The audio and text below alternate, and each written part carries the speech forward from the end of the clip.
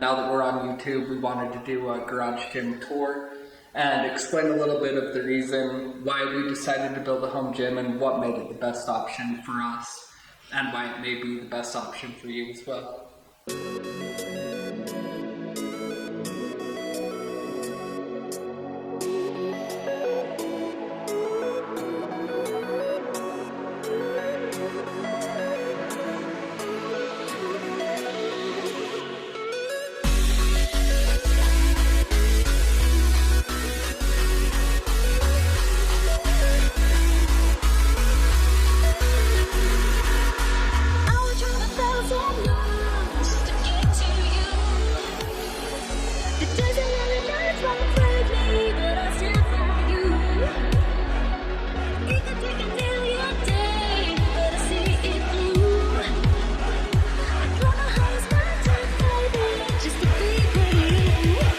A little bit of the explanation of what led us and what made us decide to make a garage gym.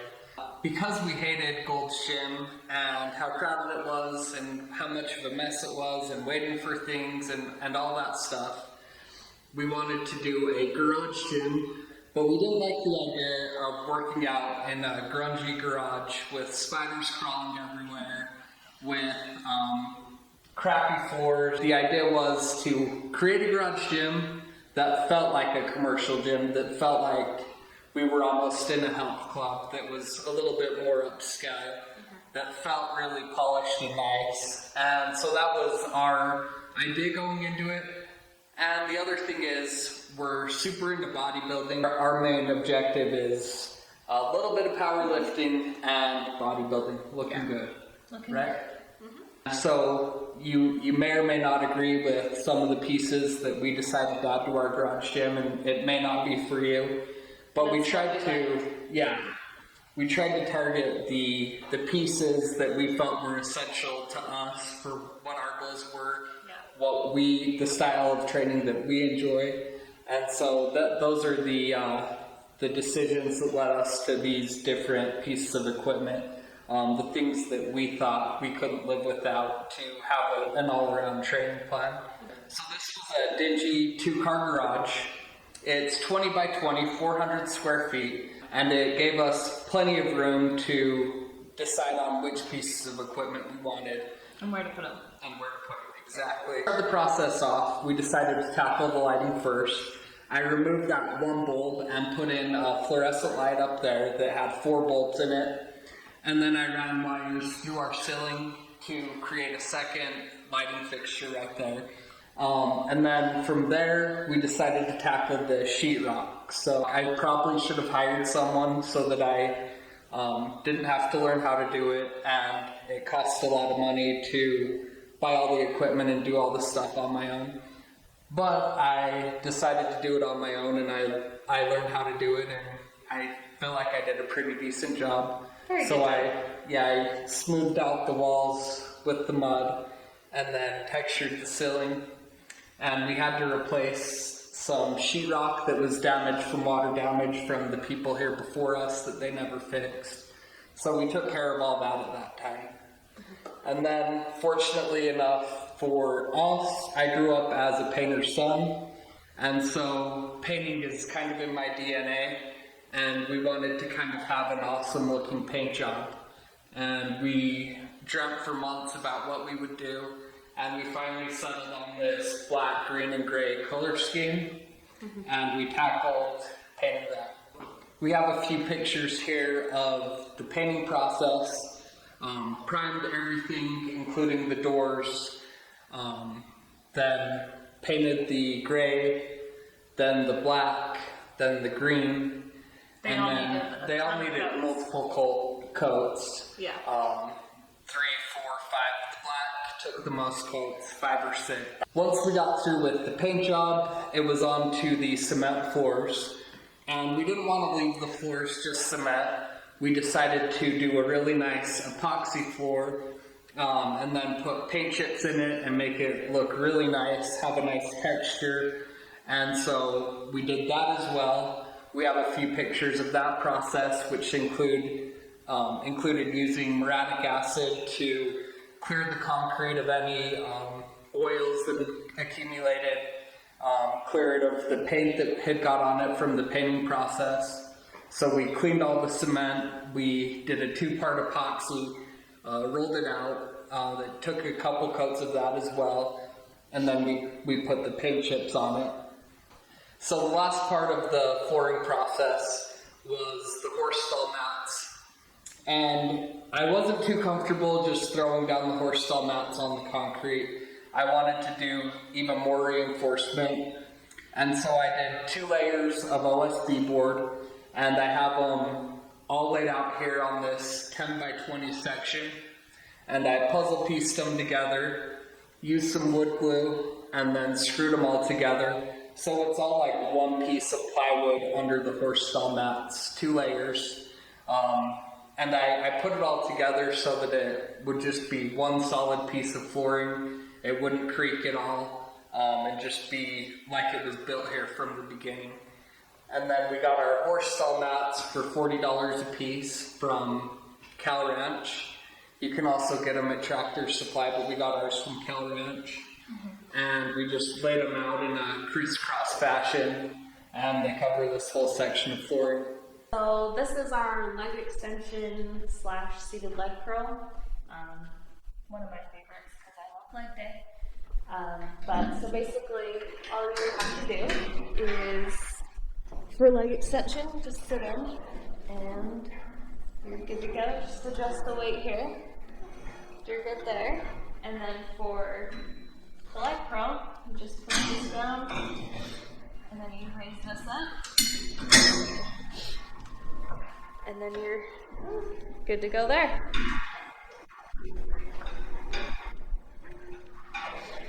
And then what I like for my leg days is also use it for my glutes. And I just slide in here, stand up, and super easy. Favorite machine. This is our leg press. It also doubles as a hack stool. They call it a hip sled on Bigger, Faster, Stronger. And it kind of looks janky. We've had to duct tape some pals right here because this padding was actually too wide for both Stacy and my shoulders, and it kind of tore up our shoulders a little bit. So that's kind of a design flaw that they had on that. But yeah, the leg press is just on these rails and works just like that. We also use it for calf raises quite a bit.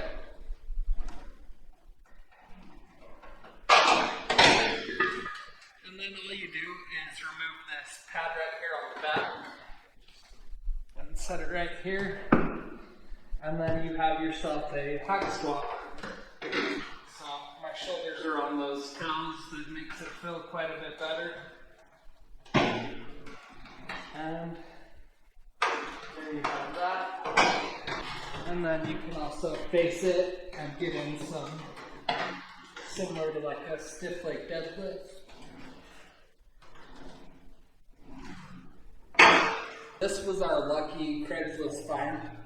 We got this body solid functional trainer for $400 on a local buy and sell. And it's really awesome. It served us good. If there were one piece in the gym that I would upgrade next, it would be this, just for a more commercial version that was a little bit smoother, but this still gets the job done. And you can do anything from chest to biceps to triceps, anything that you want. And then we got this pegboard at Home Depot for all of our cable attachments that we drilled into some studs in the wall. And then we bought attachments. This is something that would go in a mechanic's garage or shed, and it works just great for this. So we bought 2 of them and just use them to carry all of our cable attachments. So this is our hyper extension. We bought it about a year after we bought like all the rest of our equipment. It was one thing that we kind of felt was missing from our gym. We had a bench. Our bench we thought we would use for like preacher curls, but we felt it just didn't work right with our bench. So we decided to get this. And I would say that we do like it, but if we were to go back, we probably would have bought a glute ham raise because it would do pretty much the same thing, but more. So that's one thing this is one thing that we probably would have changed, but it still works great. So just use it for hyper extension. So fortunately for us, the home came with an insulated garage door, and so that helps a lot with keeping the cold out and keeping the heat out during the summer. We wanted to have an awesome looking picture to cover up the garage door so it just wasn't the back of a garage door. And our first iteration was like a printed out collage of the Conqueror Arnold picture, and we didn't really like how the final product turned out, and so we decided to get some banners made. Arnold is the icon of bodybuilding, and so we found some of our favorite shots of Arnold and had banners made up, and we love it. He inspires us, the god of bodybuilding. So that's the idea behind these, and we just put magnets on to stick them to the metal parts of the garage door. And we did that a few years ago, and they haven't budged since. The second piece, the decline bench, is the second piece that we bought after we finished the gym. Bigger, Faster, Stronger was having like a closeout sale, and so we got like half off on this. And love it. It does what a decline bench does. Good for sit-ups and decline benching, all the fun stuff you can do. And then this bench came with the rack, and it's pretty awesome. One of the selling factors for me on the whole bench rack combo is that this bench is fit to lock into that rack. So you put those out and it keeps it locked in place so that the bench won't budge while you're using it. Incline bench has a few positions in it. And it's a sturdy, heavy-duty bench. I believe it weighs almost 100 pounds. And we haven't had any issues at all with it, so we are pleased. So here are our dumbbells. We have from 5 all the way up until 115, which is plenty heavy for me so far. And plenty light for me. Yeah. We had a few dumbbells before even building the garage gym, and then we filled in the rest with Craigslist editions. And then these urethane ones came from a closeout sale. Company was going out of business, and we got from 40 pounds all the way up to 115, and we got a really killer deal on them. I believe we got them for under 50 cents a pound, and then they just didn't have a few that we had to fit in with dumbbells, so yeah. And for the dumbbell racks, we had a guy we found on Craigslist that built them, and so we had him fabricate these for us. So this is our seated calf raise, and we like it for our gym. We've gotten a lot of comments saying that this is probably the one piece of equipment they felt was the most pointless, but we like it for our gym, so it's pretty self-explanatory. So these are just some lighter bars that we bought as well.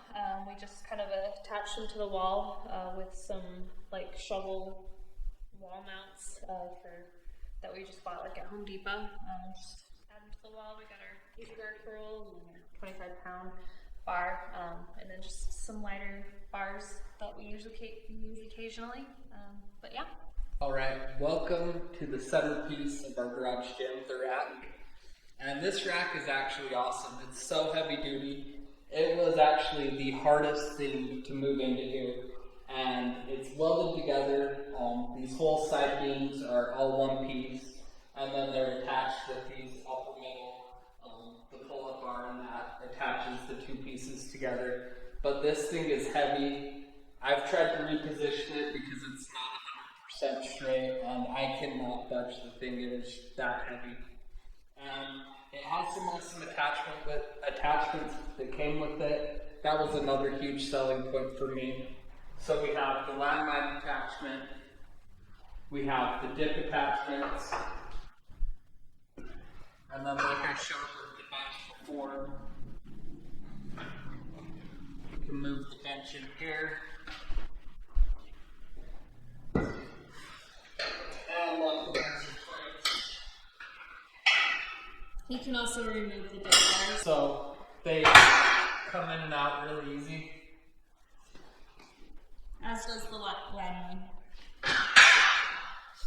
And it also has attachments that you can attach bands to do some like banded deadlifts or banded bench or anything like that.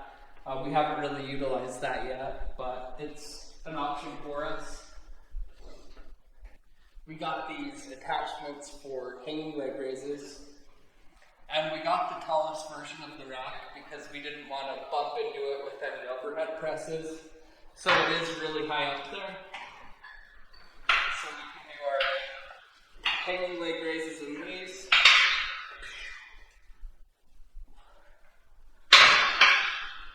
And then you have both your neutral grip pull-up bar and then a standard pull-up bar. And then you can also attach different handles here to do whatever you want as far as pull-up stuff. The investment that we made in the past year was getting this Elite FTS SS yoke bar, and we got a killer deal on it. We really like it. It is so nice.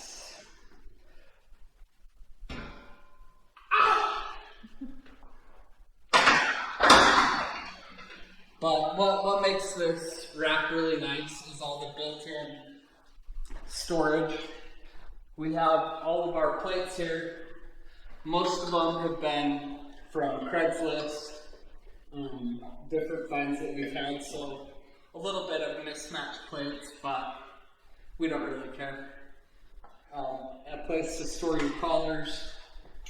We have our dip belt, a few bands, and a hip band, jump ropes, some other bands, and then we have our two barbells back here, an Olympic barbell, and kind of a budget beater barbell, the Cat OB86B, but it's really nice. In the winter, this heater comes in huge. We love it. It heats up the garage gym at least 10 degrees within a few minutes. And for our climate, it's pretty essential. So we love having this heater here, and it's been awesome. But since we have a propane heater, we got a carbon monoxide detector to make sure we weren't killing ourselves. So, this rack has really easy to move safeties. They just pop in and out. They don't have as tight a variation as some of the Rogue ones where you can really dial it in for your bench, but it's, I guess, good enough.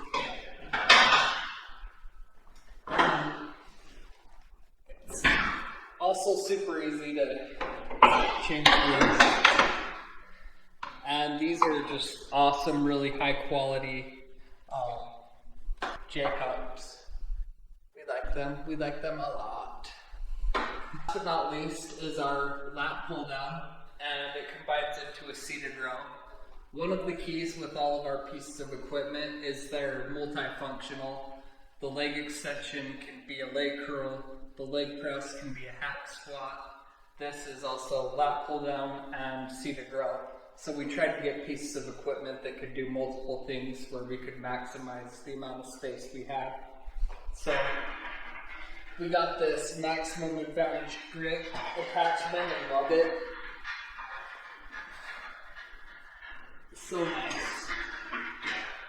And there's more grips that we eventually want to get. rooms there. So nice. And then it just converts to the seated row just by attaching that cable right there.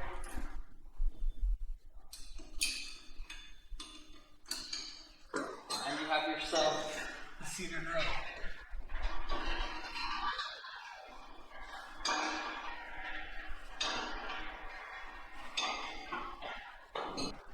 Rounding out what we've got in here, we got this cobalt storage cabinet from Lowe's, and we keep all of our accessories in here, our lifting belts. Stacy uses this for hip thrusts. I have an arm blaster in there. We have more collars, and then a gym bag full of knee sleeves, a neck harness for neck training, elbow sleeves, wrist wraps, all that good stuff. So we keep all that stored here. And then we got this killer sound system here. It's really loud, and it's enough for a 400 square foot garage. So it has these main ones here and then a few other speakers that give it kind of that surround sound vibe. And then a TV in case you want to watch something as you lift. You never know. We got this beautiful fan on Amazon, and it works really good. It's a high RPM fan that cools this place down in the summer. Heater in the winter, fan in the summer. We're good to go. We don't play around. No games. So for our suggestions, as far as what we would do differently now versus then, I would probably say our biggest thing was who we bought our equipment through, which was Bigger, Faster, Stronger. We found them at FitCon in like 2015, and at the time they were offering a discount, and we decided to go with them because they were able to give a good discount. We were able to buy everything for pretty much everything we wanted for a decent price, and they were going to do the color green, which is a big factor. So that's why we went with them. But if we were to go back, or if we were to do it now, we probably would go with like Rogue or some other company. Yeah, mostly because Bigger, Faster, Stronger isn't very innovative as far as the way that they do things. They're very kind of stagnant as a company. Rogue keeps innovating and adding new options to their racks, different attachments that you can put on, different little things that you can do where Bigger, Faster, Stronger doesn't really have anything like that. Mainly, the rack would have been really nice if it were Rogue Fitness over the Bigger, Faster, Stronger one. I wouldn't replace it at this point because it's really nice, honestly. We really have minimal complaints with Bigger, Faster, Stronger. All the equipment's held up really well. It feels commercial, but the innovation just doesn't seem to be there. Their customer support really isn't very good. So those are a few of the regrets that we have. The only other thing we probably would have changed is our hyper extension that we bought. We probably would have done a glute ham raise instead, just because I think overall it would have served more of what we wanted. My favorite day is leg day, so I would have loved to have had that, and I think it would have worked better. But otherwise, I think everything else we pretty much love. We're happy with. Yeah. Overall, the garage gym has turned out to be everything that we've wanted. We started building it January 2015. Now it's May of 2019. So we've had it pretty much for 4 years, as far as when we completed it till now. And we've used it so much. At the time when we were thinking about building it, we had some extra money. We thought about maybe getting a boat, maybe getting a four-wheeler. Ultimately, we decided on building a garage gym.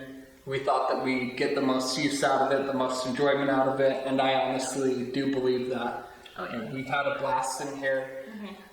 We've had friends over, other people over to work out with us, and it's just a good time. We've had parties and people always come in here and get a little lift in, so you know it's a good centerpiece to have as part of your home. I mean, the garage gym honestly is nicer than the rest of my home, so this is where I live now. Yeah, pretty much. No regrets. Yeah. I mean, it is a little inconvenient. We have to park our cars outside on our driveway now. Yeah. So in the winter, that can kind of be annoying with Utah snow. But with our jobs and everything, we felt like that was worth the price to pay to have this awesome, wonderful gym, and then just park outside. So yeah, it was a good trade. Yep. And no regrets. So as far as how much the garage gym costs, in total we spent about $10,000 on all the gym equipment. That includes the rack, the bars, the bench, all the other machines, the cable crossover, the dumbbells, the racks to put the dumbbells on. Everything was $10,000.